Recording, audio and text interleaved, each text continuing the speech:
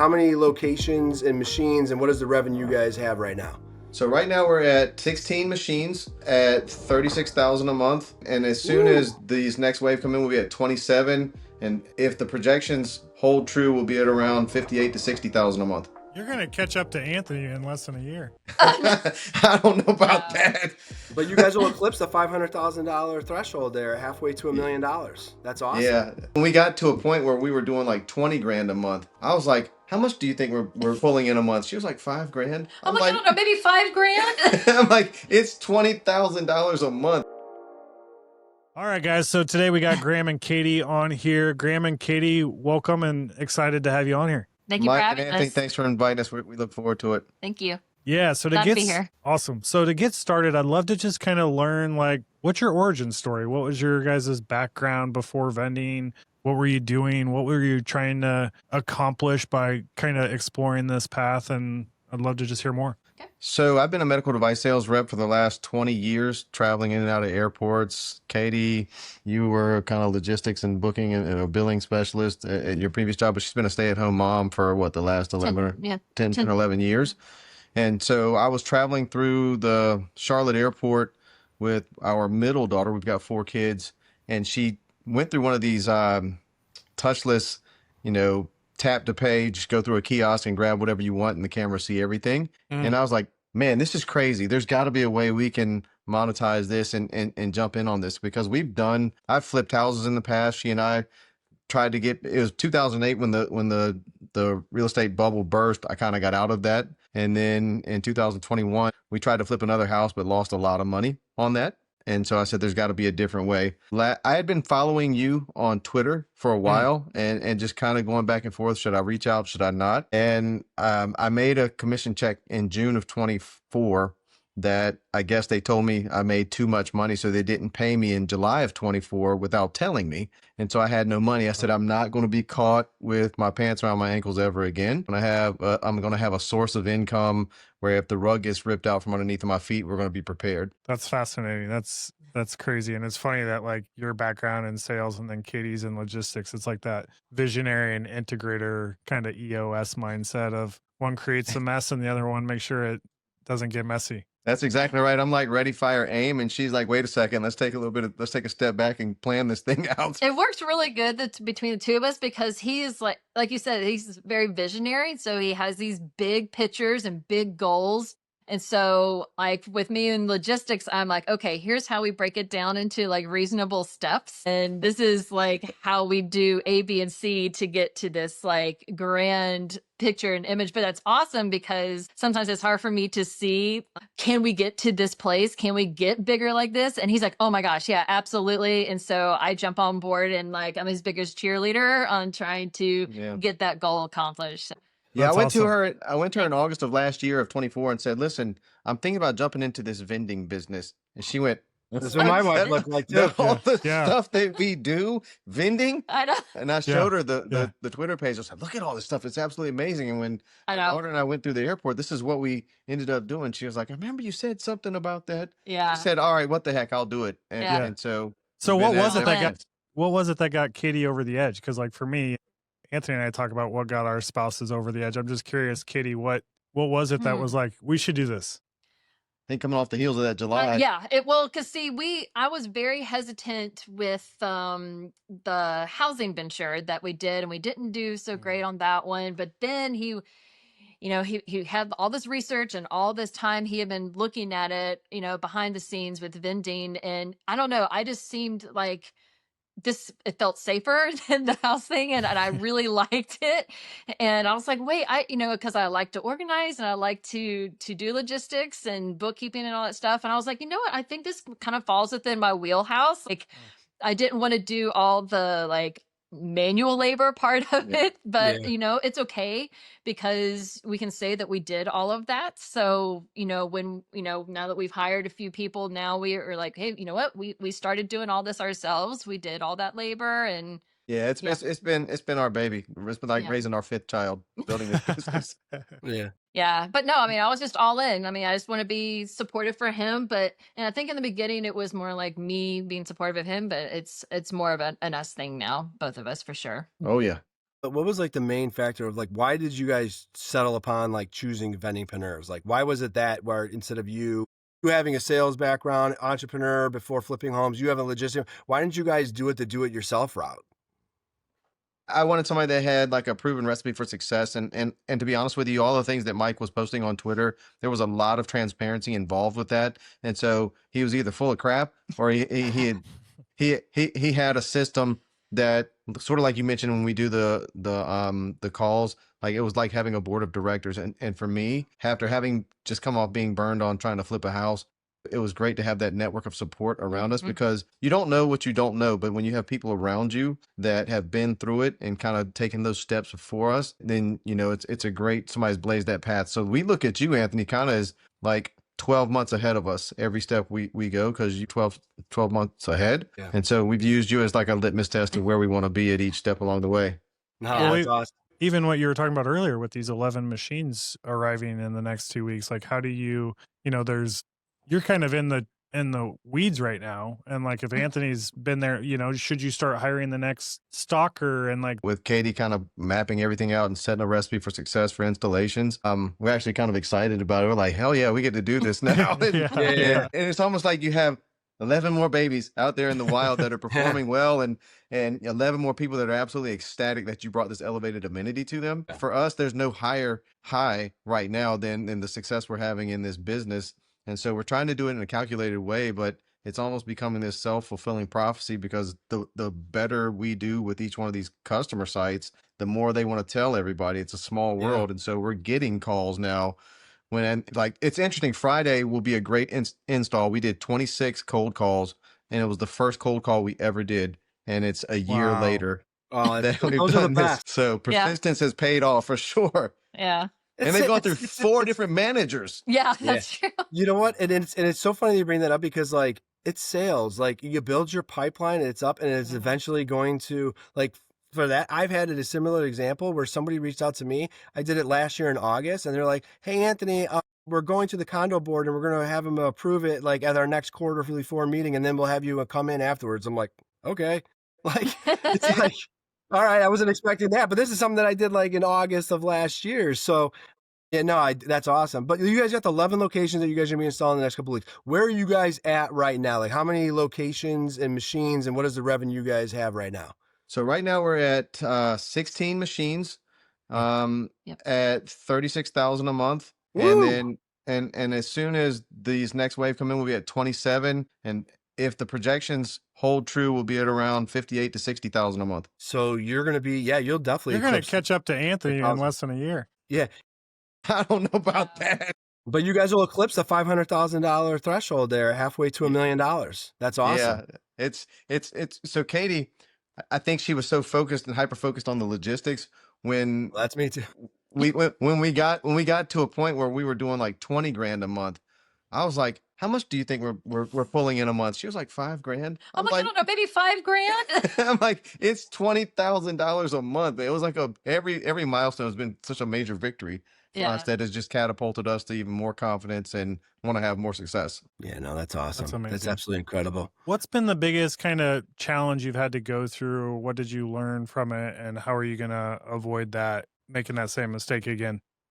Financing, just trying to turn over every stone, as many stones as possible to get the deals funded. Because I think if I tripped over a rock tomorrow and landed in $1 million, I could probably have another 100 to 150 locations within 4 months. Wow. So it's that popular right now, and we just got voted by one of the groups in Raleigh as their favorite vendor, and we're at 4 of their locations. So out of all the people that they deal with, and so the word is getting out, and we haven't done really a big marketing campaign. We have our oldest daughter she goes to school at LSU. She's working remote, but she's filled these machines during the summer. And so she's kind of seen every aspect of the business. So she's doing admin work, but she's cold calling and she's following up and doing like PR work with existing clients to make sure that they're happy. So we can kind of preemptively head off any trouble before it happens. So it's working really well right now. Oh, that's incredible. Like to have that little strategy business flow of what you guys have kind of developed and having your daughter get that experience as well too. I mean, that's awesome. That's incredible. That's pretty cool. Yep. Thank you. So is she a volunteer or is she on payroll? Yeah, she's on payroll. She's on payroll. She's on gonna say. payroll. Yeah. Yeah, she's on payroll. Yeah, she's a senior, so we've made the last tuition check. So now She needs to learn how to make money. So she's Yeah. doing good. Exactly. That's awesome. That's awesome. What would you guys say, like, everybody talks about the wins all the time, like this and that, like, right? One of the videos that resonate with me is when I saw this Tom Radio video and he's like, ask me about the losses, like, what has been like your biggest challenge of like starting this business and how did you guys kind of push through it? So there's obviously, it's a very competitive space that we're in. And so there were several customers early on. We were just trying to figure out which way is up, which way is down. And we got to 5 machines. We're like, okay, we'll pump the brakes. Let's manage this a little bit. So we had gone and cold called several people, and a few of those prospects said, give us till May, right? And we'll be ready. So we didn't want to be in their face all the time, but I let 2 months go by. I went back in May, like I promised, and they had already signed a contract with another vendor. And so to me, I take that as I took that personal. I was like, I don't think anybody can outsell me. Oh, And you're so, Michael Jordan now. You're going into your inner Jordan. well, You which took is that why we personally. got, There I you did go. that for you. You got him on the back. There you Chicago go. guy, man. We had to have the homage in the background. Yeah. So yeah, I think losing deals that we worked hard for wasn't something that like I was dejected and felt defeated. I was more motivated. I was like, okay, Yeah. nobody's going to outwork me. Nobody's going to out follow up, what I do. And I think Katie has realized like she likes staying behind the scenes, but she's come way out of her shell when it comes to making sales calls. Like she'll start jumping in and taking over now. And I'm like, this is great. Because she's lived it as her baby too. Yeah, that's true. And I think there's something disarming about a husband and wife team coming in. We typically will dress in whatever athletic wear we want. We don't come in dressing professional. Yeah. And I think it's very disarming to these people. And they're just like, yeah, let's have a conversation. How can you help us? But then the story that we craft and the value that we instantly walk in knowing we can provide to their communities has been very rewarding to see. And I think they're starting to feel it anytime we walk in now. That's awesome. People buy from people. Yeah, Yeah. that's absolutely, exactly right. 100%. I agree with that. So a couple of questions, like a couple of things here. What is your top seller? And then what is your most unique type product that you can't believe you sell a lot of, but you sell it? So what would Top you say? seller? Like drink wise, what would Oh, it be? Dr. Pepper. Dr. Pepper's Probably that or like the Celsius strawberry pomegranate would probably be a. yeah, passion fruit. You start. Oh yeah, that's right. Strawberry passion fruit. Yeah, Yep. yeah. And then the strangest thing I think is the Buldak like spicy ramen, like or Bulldog spicy carbonara. It's like really, really spicy. yeah, but those we can't keep enough of it on the shelf. Yeah, like, this is so really interesting. fast. yeah. What do you guys Yeah. sell that for? What's the cost per item and what's the margin and what do you guys sell it for? Like 65% margin, I'd say. We're getting it for like what is it, $1.50 and selling it, so it's more than 65%. We're selling for like $4. Oh yeah, that's true. Mm. Yeah, So- so a little bit higher. Yeah. So one of the things. So speaking of price, like I'm sorry to jump off topic, but we had some people complaining about price initially, and we kind of held our line because we realized that we're bringing a technological upgrade and advance to what they had if they had something, and if they didn't, it's just huge wow factor. But I think there's a lot of value, and I start telling people this now. There's a lot of value in your residents or your community having what they want when they want it, and that takes Yeah. people power, and that takes buying power to be able to do that. So you can partner with somebody else, but just like you told me before we brought our machine in, they never came out, they didn't stock the machine, and so there's a lot of value in our service. So I tell people all the time, it's not just a snacking or a convenience business, it's a service business. Yeah, Exactly. no, 100%. I agree 100% with what you said. It's, you definitely have to, there's a worth there for that, and I dealt with that. And I'm sure you guys dealt with that too, with me coming from a real estate background, you guys dealing with it. The cheapest contractor, we already learned all that lesson. Yeah, Yeah. absolutely. What are your guys' goals now, like going forward? You got in this a year ago, you're here now. What are your guys' goals now for like your route and your family business that you guys have created together? Like what is it? So I'll go first and then I'll let you go. Is that okay? That's fine, yeah. All right. So Make sure they're I just aligned get- here. I just I just got a big promotion at my W-2, and 2 days later, there's a threat that I may be losing that job. So right now, we are close. We're super close to bringing enough to replace my income. We're not there. So I need something for a little bit longer. However, my goal is accelerated from, I think a month ago, I told Katie, Christmas of 2026, I want my Christmas present to be to walk away from corporate America. I think that goal's been accelerated by about 6 months now. Are you gonna do the half bake? Are you gonna do the half baked thing from the movie Half Baked? Are you listening to me? No. Yeah. You know, I'm out. Screw you. I'm out. Yeah. You know. Yeah, man. Oh man, just yes, but like Coming to America. F you, Yeah. F you, F you. Who's next? All right, what would you say your goals would be? I mean, similar goals too. I mean, I think to be able to spend more time with our children and getting back into hobbies and stuff that we were enjoying before, and um, And we're that close to that. yeah, We can see it. definitely. Yeah. Yeah, no, I agree. Getting you out of corporate America would be fantastic, and just being able to truly be able to provide better for our family, and also to be able to, I mean, I want to be able to go on missions trips and, with Cool. our church and do all kinds of things and travel and Yeah, that would be the dream right there. yeah. Have more time, and we can see it coming. So like right now, all of the labor, like it doesn't feel like work though. Like we put in 60 hours in this thing, and it doesn't feel like work. It feels like work to me sometimes. When you have the hurt back and you're overdosing on Advil, but I mean, a little bit it does. I mean, but it's fun work though, because it's our baby, and it's our Yeah. business, because we're working for us and not, to the man. And So I feel like it's all a necessary step to set the template for people that we hire, right? Because we can Yeah. come alongside them and say, listen, this is how it works. We've done this, right? We've carried the boxes, the bags, broken the boxes down, stocked these things. We know what it looks like to be successful when you're restocking. We can know what it looks like when we come behind you and see if you're just doing a half-assed job or if you're doing it the right way, Yeah. right? And so I think that's been very gratifying as well. for sure. If you'd told me last year at this time, Anthony, I think you and I were talking last Yeah. November, and I was like, man, I don't know how we're ever going to get anywhere close to where you are. I mean, it's just like rolling your sleeves up and doing it and having a plan, right? And working that Yeah. plan.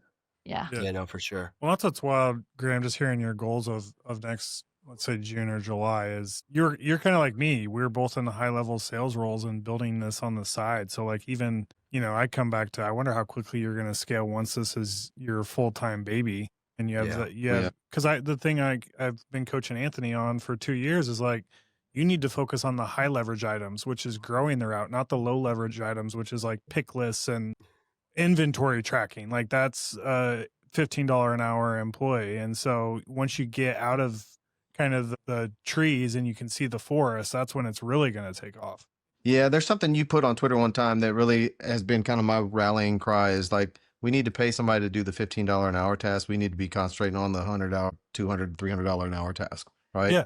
And I can absolutely see us getting to that point pretty quickly. Well, and hearing you Yeah. talk about your guys' story and rolling into these properties for a pop-in, like those are no one's going to tell your story better than you two. That's awesome. Yep. Yeah. If someone was like on the fence of like joining Vendingpreneurs, what would you say to them? Oh, so we just went through this a couple weeks Yeah. ago, right? There's a guy that works for my company. So it's like the worst kept secret in my company, what I'm doing.